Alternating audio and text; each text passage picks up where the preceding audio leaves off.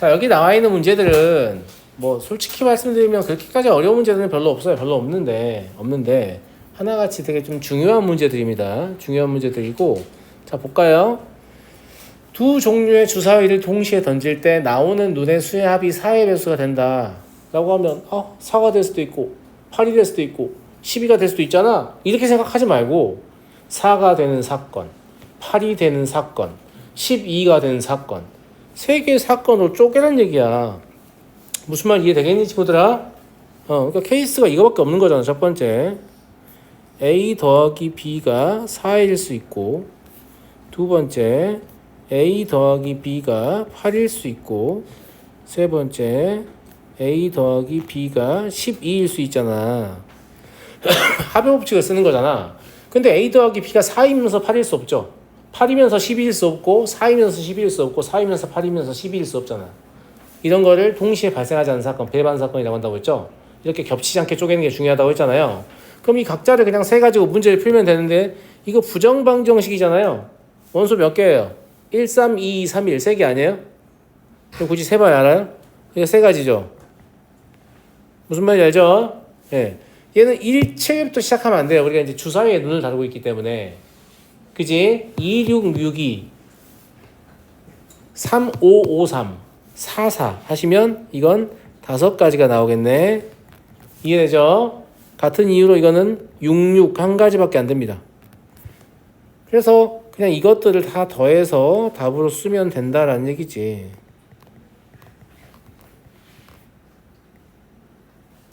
무슨 말 이해되겠니? 이것도 마찬가지예요. 합의 법칙을 이용하려고 내가 문제에서 구하라는 사건을 서로 다른 세 개의 배반 사건으로 분할했잖아요. 지금 무슨 말인지 알겠죠? 이게 나누는 능력이 중요하다고 했어.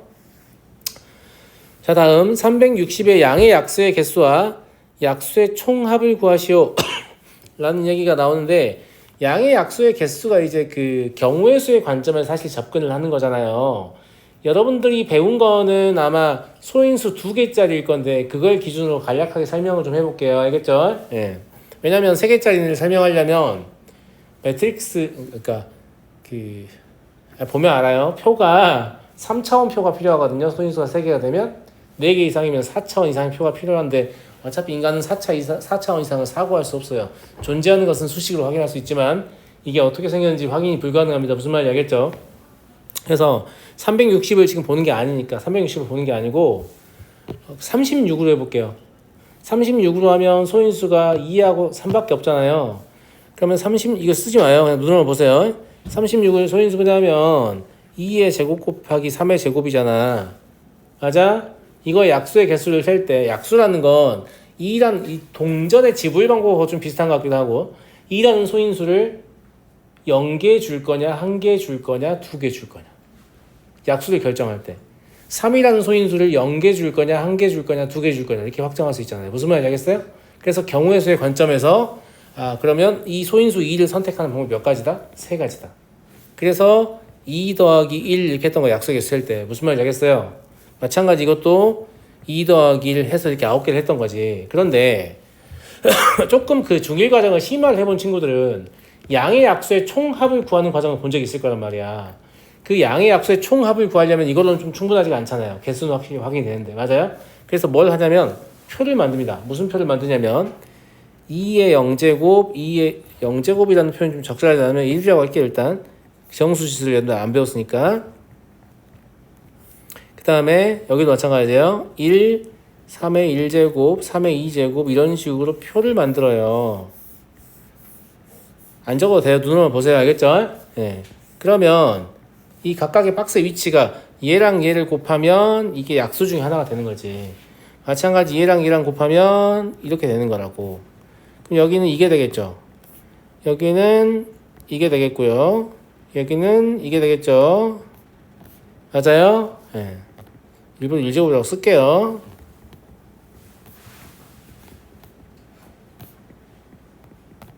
이렇게 될 거 아니야. 그래서 이제 12개, 9개 나온 것도 확실히 보이고, 양의 약수의 총합은 여기 있는 모든 수들을 다 더하라는 얘기잖아. 근데 이 수들을 자세히 보면 어떤 특징을 이제 우리가 발견할 때가 됐어요.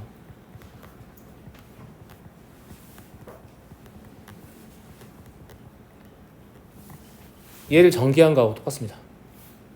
이걸 전개하면 6개 항이 나오는데 그게 저 박스 안에 있는 숫자예요. 맞아요. 그러니까 이게 지금 뭐냐면 36의 양의 약수의 총합인 거죠. 무슨 말 이해돼요? 그런데 만약에 소인수의 개수가 늘어난다.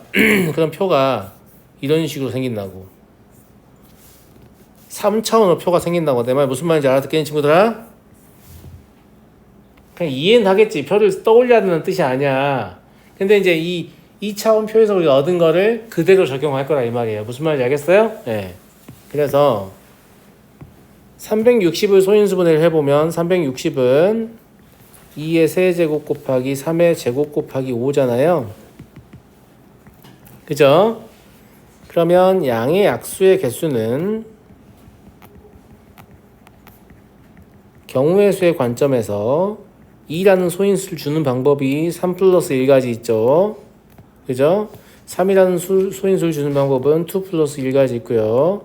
5라는 소인수를 주는 방법은 2가지밖에 없잖아. 무슨 말인지 알겠지? 그래서 지수에 1씩 더해서 곱한다라고 중학교 1학년 때 열심히 외웠던 거지. 중학교 1학년 과정 배울 때. 무슨 말인지 알겠죠? 네. 그러면 24개다. 근데 이제 양의약수의 총합 구하라고 하면 아까 그 공식이 기억이 안 나기 때문에 24개를 쌓고 더하고 있다고 애들이. 아니 그러지 말고 양의 약수의 총합은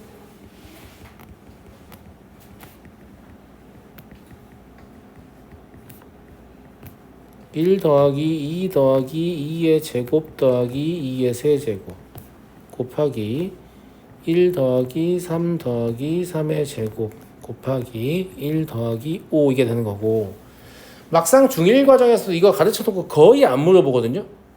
왜 거의 안 물어보냐면 사실 숫자가 조금만 커지면 이것들을 더하는 게 매우 짜증나기 때문이에요. 그리고 이제 이것들을 더하는 방법은 우리가 이제 어디서 일반적으로 배우냐면 수학원 등비수열의 합에서 일반적으로 다시 한번 배우거든요. 등비수열 배우고 나면 저기 숫자가 커져도 할 수 있어요. 그래서 되게 큰 숫자의 양의 약수의 총합을 구하라고 시킬 수도 있어. 무슨 말인지 알겠니? 그렇고 이제 여기서는 뭐 일일이 계산하셔야죠. 첫 번째 거 15예요. 841이니까 맞아? 두 번째 거는요 13. 세 번째 건 6이에요. 맞냐 1170. 계산해보니까 그러네. 15하고 6을 먼저 계산하면 되잖아. 90 나오니까 90 13개 있으면 900에다가 270이니까 1170 나오죠? 그래서 이 양의 약수의 총합이다. 됐니? 좀 잊어버리지 말고 사용하세요. 물론 주로 개수 위주로 물어보겠지만 양의 약수의 개수는 계속 물어볼 거예요.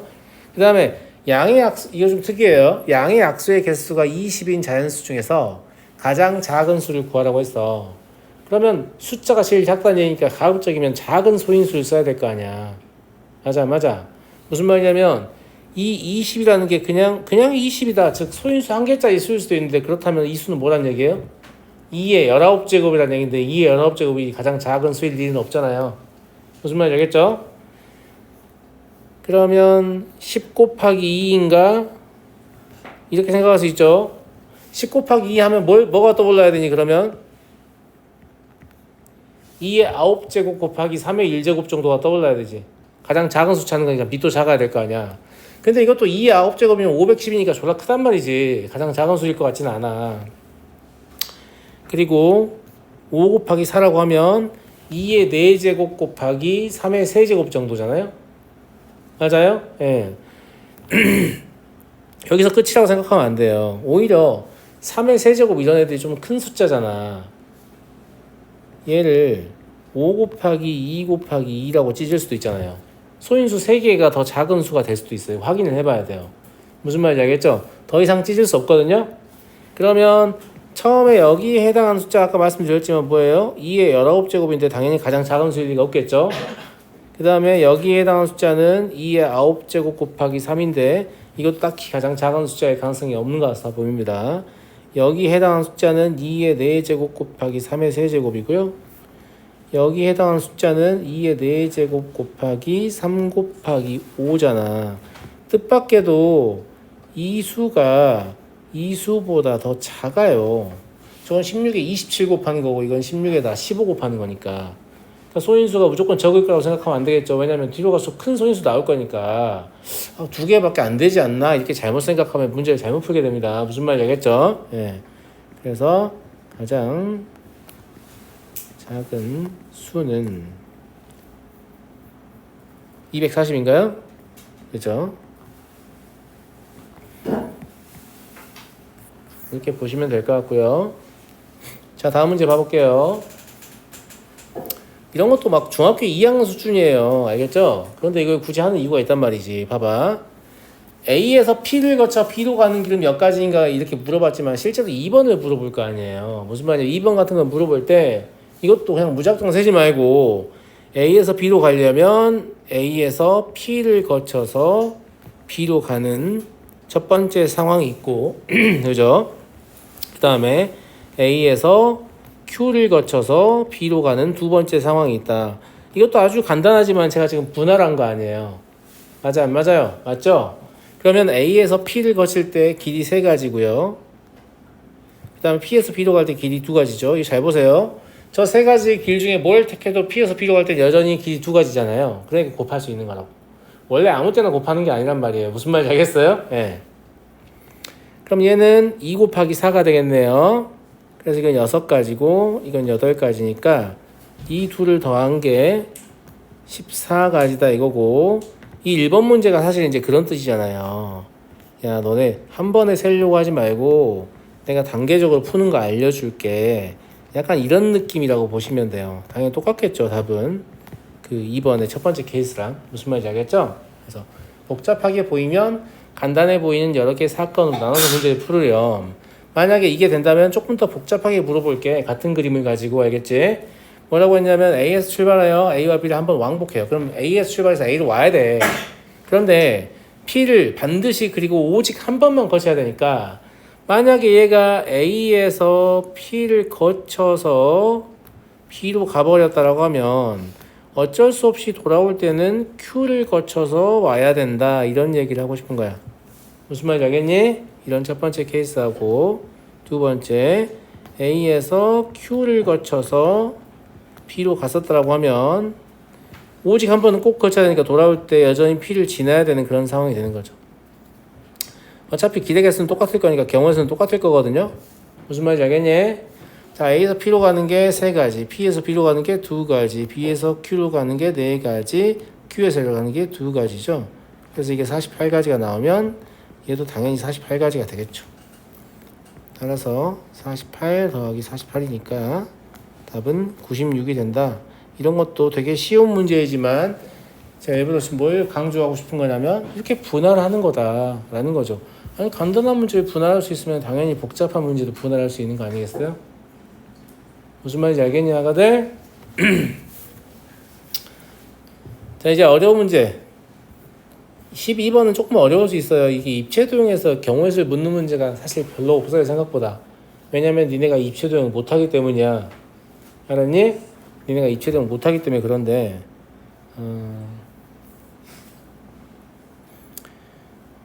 일단 이거 설명하려면 뭘 먼저 봐야 되냐면 친구들아 이걸 한번 봐볼게. 알았지? 자, A에서 B로 가는 경우의 수를 세라고 하면 학생들의 흔한 선택은 뭐예요? 이거 아닌가? 맞아, 맞아요. 3가지다. 아니야? 맞지 않아? 맞잖아. 2 곱하기 4. 5가지 아닌가? 숫자 쓰는 거 잘 안 해가지고. 다시 한번 써볼게요. 여기 1가지죠. 여기 1가지고. 아, 2가지. 여기 1가지에서 2가지. 죄송합니다. 그죠? 맞잖아. 여기 1가지고. 여기 3가지고. 5가지. 그잖아.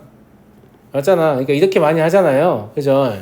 근데 이것도 나쁘지 않아요. 이게 지금 뭐냐면, 여기 써진 숫자가 뭔지 의미를 정확히 모르고 그냥 이제 요령을 익힌 학생들이 되게 많은데, 이런 뜻이거든요. 봐봐. 여기 1을 쓰잖아. 여기 1을 쓰는 이유가 여기까지 오는 방법이 1가지란 얘기야, 그냥. 이것도 1을 쓰잖아. 여기까지 오는 방법이 한 가지다 이거야. 그러면 여기는 당연히 2를 써야지. 왜냐면 이 한 가지랑 이 한 가지를 더할 거니까. 그러니까 이게 거의 어떤 느낌이냐면 분할을 더 이상 할 수 없는 수준까지 하고 있는 느낌이에요. 딱 그런 느낌이거든요. 근데 이런 거죠. 내가 구하려는 사건의 경우의 수가 뭐 150까지인데 분할을 150개 했다. 이런 느낌이란 말이야. 그거 너무 불편하잖아. 그러니까 각각은 되게 쉽겠지만 너무 불편한 느낌이 좀 있잖아요. 무슨 말인지 알겠죠? 예, 그래서 이것 자체도 나쁘지 않은 풀이에요.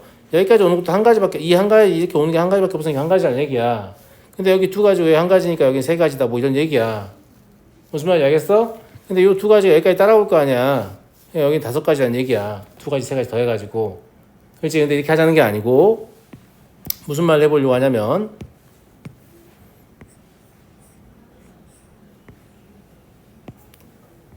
자, 해서 여기까지 가는데, 제가 분할을 딱 2가지로 해볼게요. 어떻게 할 거냐? 이 점을 거치거나, 이 점을 거치거나. 이제 그림이 더 복잡해도 할 수 있어야 되는데 애들이 저한테 물어보거든요. 점 어디다 찍는 거냐고. 그냥 찍는 거예요. 분할하는 거죠. 자, A에서 B까지 가려면 P를 반드시 거쳐야 됩니다. P를 안 거치려면 Q를 반드시 거쳐야 돼요. 즉 P나 Q 둘 중 하나를 반드시 거쳐야 돼요. 두 번째, 최단거리 문제이기 때문에 P와 Q를 동시에 지날 수 없습니다. 그러면 A에서 B까지 가는 경우의 수는 APB와 AQB로 분할되는 거죠. 동의하겠냐? 동의하겠냐 못하겠냐? 무슨 말인지 알겠죠? 예. 그래서 APB를 세면 A에서 P까지가 2가지고 P에서 P까지가 2가지니까 이게 4가지잖아요. AQB를 세면 A에서 Q까지 1가지고 Q에서 P까지 1가지니까 1가지잖아요. 이거 2개 더해서 5가지다 이렇게. 나쁘지 않잖아요. 무슨 말인지 알겠죠? 예. 이런 식으로 분할을 할 수 있어야 한다라는 얘기고, 물론 실전에서는 그림이 이거보다 훨씬 복잡할 거예요. 그런데 왜 이렇게 간단한 걸 했어요? 라고 하면 얘를 입체도형을 좀 확장한 거 같잖아요. 근데 제가 분할을 할 때 이 점과 이 점을 기준으로 분할을 했기 때문에 여기서는 이 모서리와 이 모서리를 기준으로 분할하면 참 좋을 것 같은데. 제 말 맞아요? 맞아요? 무슨 말인지 알겠죠? 예. 그러니까 동일 선상에 있는 거예요. 이거 이렇게 풀어오기 때문에 이게 어느 날 갑자기 툭 튀어나오는 게 아니다 이거예요. 알겠죠? 다만 반드시 여기를 지나가야 되는 건 또 아니야. 왜냐면 이 점에 왔는데 그냥 일로 갈 수도 있잖아. 무슨 말인지 알겠지? 그래서 모서리 이름 가지고 문제는 풀 수 없으니 여기 이 점을 P, 이 점을 Q, 그 다음에 이 점을 R, 이 점을 S 이렇게 4개의 점을 잡아줍니다. 알겠죠? 무슨 말인지 알겠니? 그리고 이제 분할을 어떻게 할 거냐면 어차피 P든 Q든 둘 중에 하나는 꼭 지나야 되고 PQ를 동시에 지날 수도 있어요. 자 보세요. 이제 이렇게 나눈 이유가 뭐 때문이냐면, 자 저 입체도형에서 A에서 B를 거쳐서 이제 A에서 B까지 가는 건데, 첫 번째로 제가 뭐 할 거냐면 그 P 또는 Q를 지나는 경우를 분할할 거예요. 알겠죠? P 또는 Q 아니면 R 또는 S를 꼭 지나야 되기 때문에. 그럼 첫 번째 A에서 P를 거쳐서 B로 가는 게 있겠고요.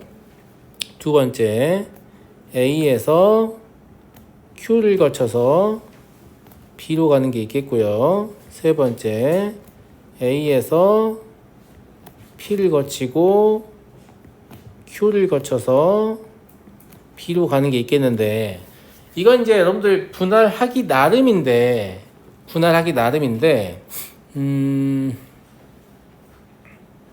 저는요 그냥 이 사건이 복잡하지 않기 때문에 그냥 겹쳐도 된다고 생각했어요. 무슨 말인지 알겠죠? 그러니까 제가 1번을 지금 뭐라고 했냐면 P를 지나서 B로 가는 경우예요. Q도 지나도 돼요. 근데 이게 정 싫으면 1번을 P만 거치는 거, Q는 안 되는 걸로 경우의 수를 셀 수도 있겠지. 쌤아 무슨 말인지 알겠니? 둘 다 보여줄게. 선생님은 그냥 A에서 P를 거쳐 B로 가는 걸 얘기했는데, 봐봐. A에서 P를 거치는데 최단 거리는 이렇게 가는 경우와 이렇게 가는 경우밖에 없기 때문에 2가지예요. 무슨 말인지 알겠니? 그 다음에 P에서 B로 가는 거 있죠?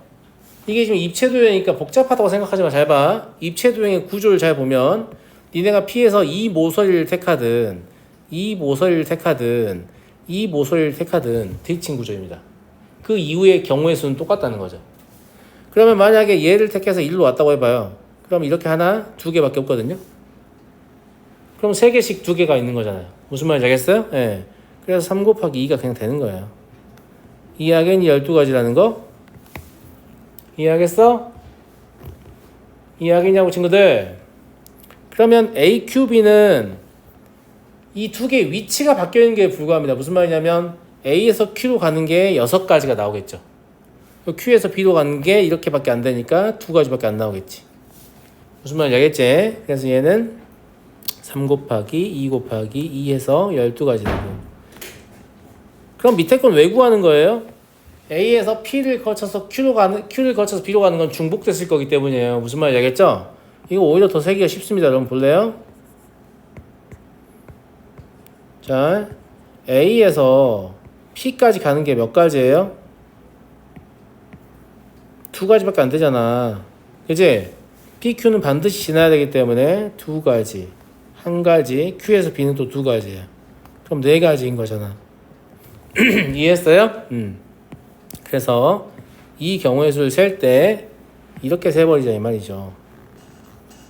12 더하기 12 마이너스 4. 뭔 말인지 알겠니? 20가지. 됐어요? 네. 두 번째, R 또는 S를 구하는 지나는 경우를 할게요. 이거 더 쉬워요. A에서 R을 거쳐서 B로 가는 경우는 A에서 R 가는 게 하나밖에 없어요. 그렇잖아. R에서 B로 가는 거 그냥 세도 돼요. 하나, 둘, 3개밖에 없잖아요. 무슨 말인지 알겠죠? 예, 1 곱하기 3이라서 3가지입니다. 지워볼게요.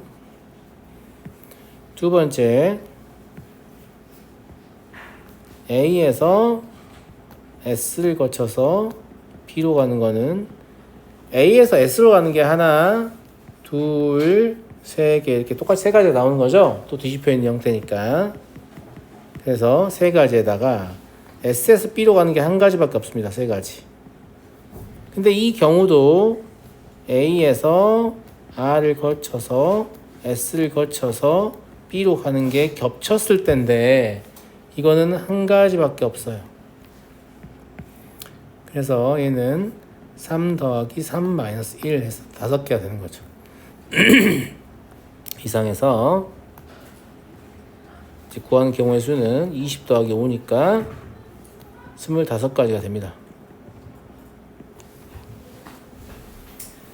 갑자기 확 어려워진 느낌인가요?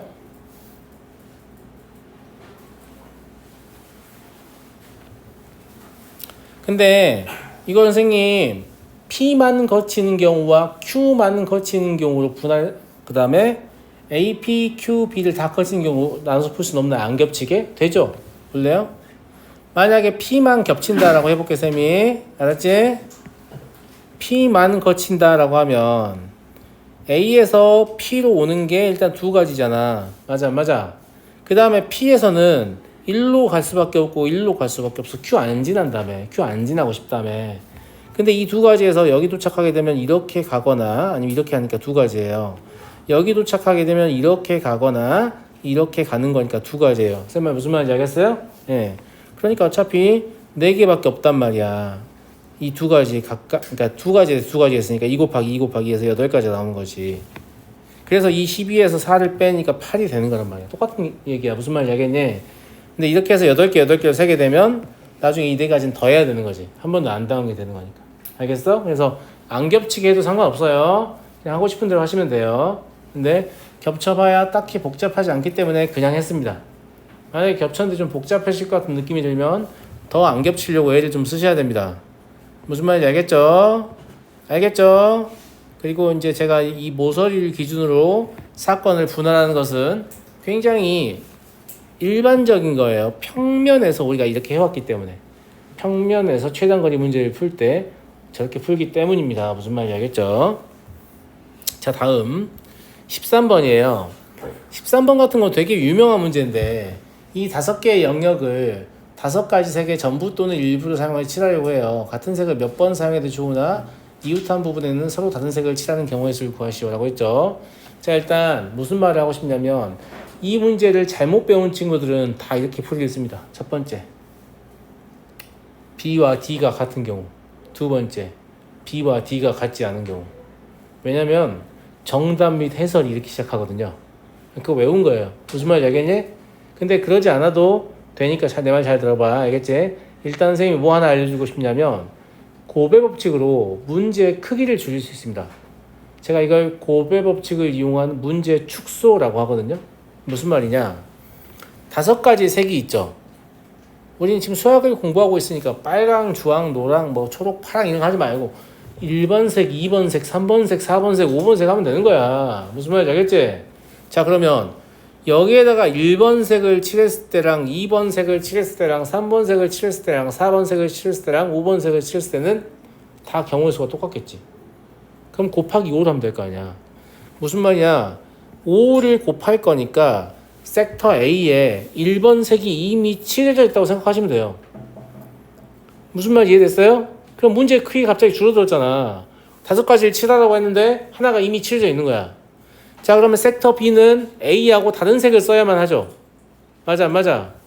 그러면 여기 쓸 수 있는 색이 2번색 아니면 3번색 아니면 4번색 아니면 5번색 아니야. 그냥 4를 곱하면서 2번색을 칠해버려. 왜냐면 누가 오더라도 또 답은 똑같거든. 맞아요? 그럼 섹터 B도 이미 칠해진 상태입니다. 이해됐죠? 자, 이제 섹터 C를 칠할 건데 1번색도 아니고 2번색도 아니어야 되니까 3번색 아니면 4번색 아니면 5번색 아니야.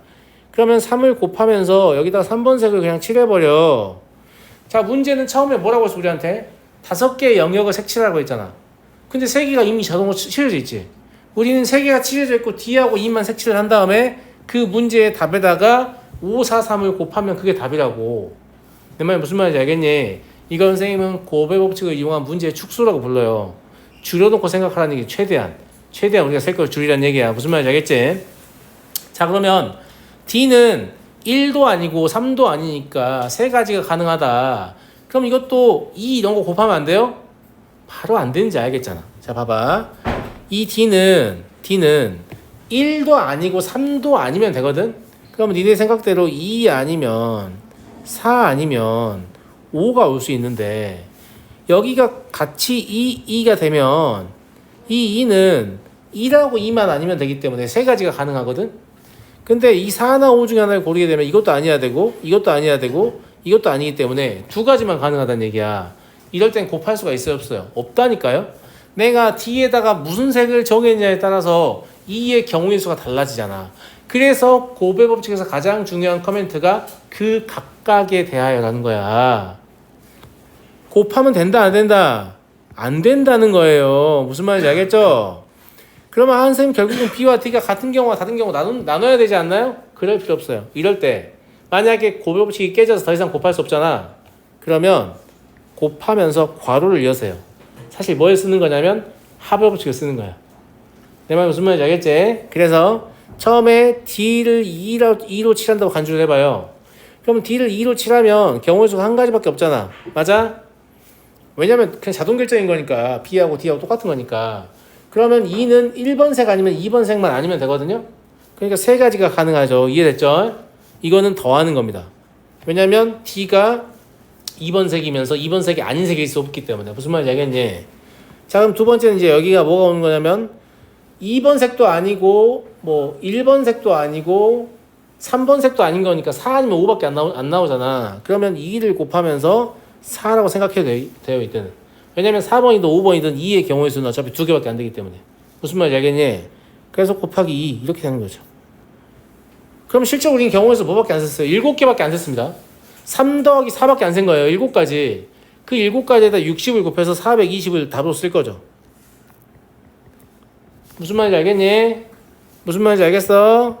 이게 이제 사실 이제 나중에 뭐 이렇게 뭐 B와 D의 색이 같은 경우 본인이 헷갈릴까봐 그냥 그 다음에 B와 D의 색이 다른 경우 이렇게 뭐 쓸 수도 있겠습니다만은 사실 이렇게 괄호 열어서 합의 법칙으로 처리하는 걸 배우고 나면 그냥 숫자밖에 안 씁니다. 무슨 말인지 알겠죠?